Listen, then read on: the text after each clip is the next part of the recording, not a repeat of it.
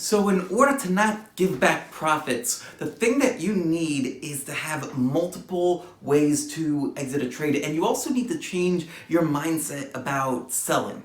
A lot of traders, when they get into a position and it starts working, that they start to love that position, right? Gee, they just got into this great relationship, it's treating them well, and they don't want to part with it.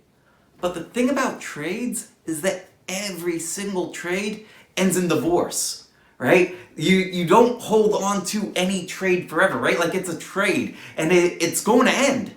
So it could either end with you keeping the money or the market taking the money, right? I would much rather keep the money. So what we want to do is change our mindset from wanting to hold out for the long term, well with this trade, to hold out until it finishes its run, however long that's going to be, to coming up with ways for the market to pay you. That's what you need to start thinking of, these sell signals. It's the way that the market is telling you to pay yourself, right? So you want to have a variety of ways that the market is going to pay you.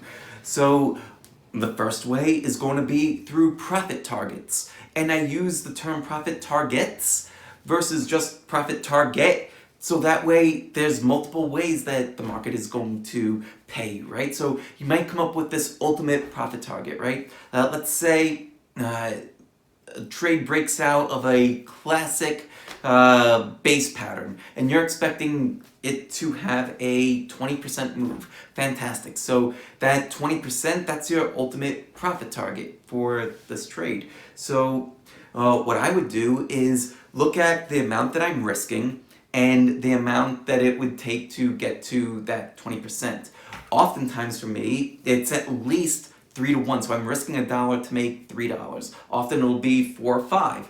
Fantastic. So as I'm making those are multiples, right? So let's say I'm in the trade, I risked $1, now I've made $1. Now I've made $2. Great, time to take a little bit off. I've made $3, take a little bit more off. And by the time I get to that ultimate 20%, that 4R, that 5R, then I'll take a little bit more off the table. And all of this is predetermined, right? Like I'll plan all that out before I even enter the trade. That way when I'm in the trade, there's no more thinking. So I'll exit on the way up, along the way, and I will take money off the table, right?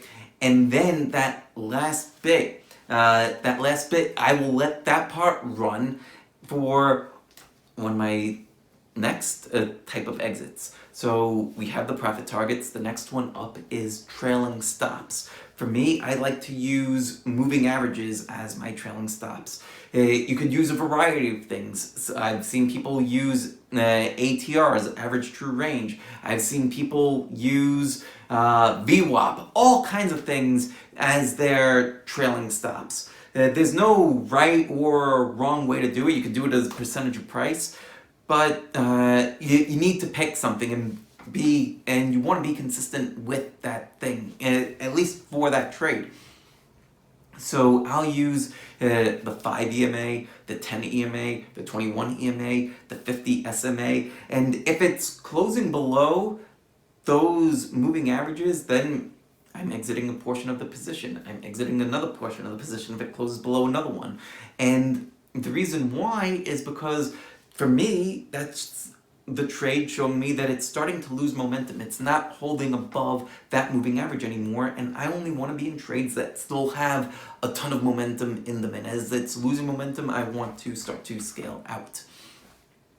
Then the next type of stop that I use is what I call a backstop. It's where price is moving up, it starts to consolidate, breaks out again, great. I'm putting my stop right below that floor that it created, because if it goes and it starts to retrace, then that's another sign that this trade is starting to lose momentum. And I only want to be in trades that are moving in the direction that I want to move.